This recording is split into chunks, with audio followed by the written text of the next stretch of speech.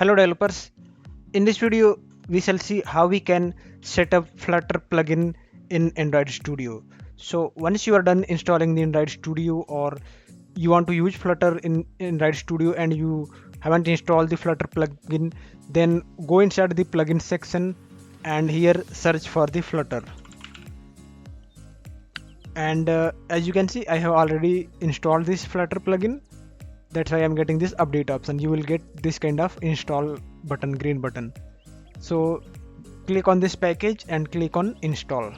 I'm just updating it. You can install it, and it will also install the Dart plugin as well. So Flutter and Dart both will get installed once you will install the Flutter plugin. And this is the only official plugin that you need if you want to start working with Flutter in your Android Studio. And once the Flutter plugin will be installed in your Android Studio, you will restart the Android Studio. Then you can see here you will get option to create a new Flutter project, as you can see here.